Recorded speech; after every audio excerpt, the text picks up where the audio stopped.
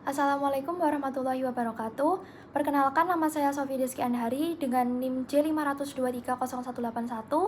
Di kesempatan kali ini saya akan menjelaskan mengenai hasil dari praktikum sel dan epitel. Yang pertama ada stereosilium. Stereosilium ini diambil dari preparat epididymis testis. Untuk bagian-bagiannya, yang pertama ada lamina proparia dengan sel otot polos. Yang kedua ada epithelium pseudostratificatum columnar. Yang ketiga stereosilia. Dan yang keempat adalah sel sperma.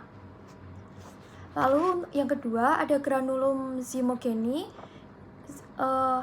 Ini diambil dari preparat pankreas. Untuk bagiannya yang pertama adalah pars exocrine yang berisi sel acinus, dan yang kedua ada granulum zymogeny. Untuk yang ketiga ada tetes lemak, diambil dari hipodermis atau lapisan bawah kulit. Untuk bagiannya yang pertama ada tetes lemak, yang kedua ada vakuola lemak, dan yang ketiga ada lobulus. Lalu untuk yang keempat ada makrofagositus.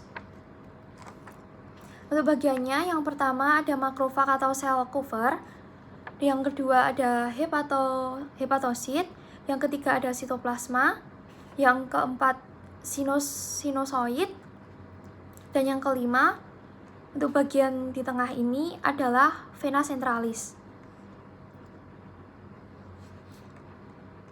Lalu selanjutnya ada mucinogen. Nah, untuk mucinogen bagian-bagiannya yang pertama adalah sel goblet dengan mucinogen, dan yang kedua adalah villi intestinalis.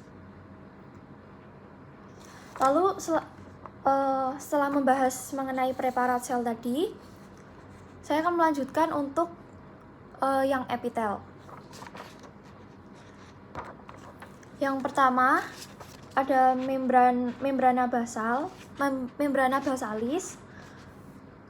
Untuk bagian-bagiannya, yang pertama ada membrana basalis, yang kedua epitel squamosa simplex, dan yang ketiga ada glomerulus untuk bagian tengahnya. Lalu selanjutnya ada epithelium simplex cuboideum. Nah, untuk bagian-bagiannya yang pertama ada membran basal, yang kedua ada massa koloid, yang ketiga ada folikel tiroid, dan yang keempat ada sel kuboid. Lalu selanjutnya ada epithelium stratificatum columnare. Nah, preparat ini diambil dari epididymis testis. Untuk bagian-bagiannya yang di tengah ini merupakan stereosilia. Lalu juga di bagian tengah, namun di sekelilingnya bagian pinggirnya itu adalah epitel kuboid. Lalu selanjutnya ada membran basalis. Lalu selanjutnya ada epithelium stratificatum squamosum non cornificatum. Untuk bagian-bagiannya yang di sini itu adalah sel basal, dan yang bagian atas ini adalah sel epitel squamosumnya. Lalu yang bagian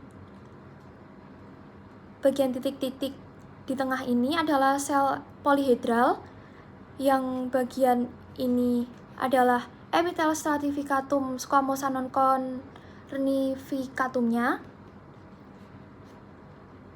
Lalu untuk yang bawah adalah jaringan ikat. dan yang juga bagian bawah namun seperti pembatas atau garis ini adalah membran basal. Nah, untuk yang terakhir ada epitelium transionale. Untuk bagian-bagiannya sama seperti yang sebelumnya, yang paling bawah merupakan jaringan ikat. Lalu yang kedua ini adalah epitel, dan yang ketiga merupakan sel permukaan. Nah, epitelium transionale ini diambil dari preparat vesicula urinaria. Sekian penjelasan dari saya. Wassalamualaikum warahmatullahi wabarakatuh.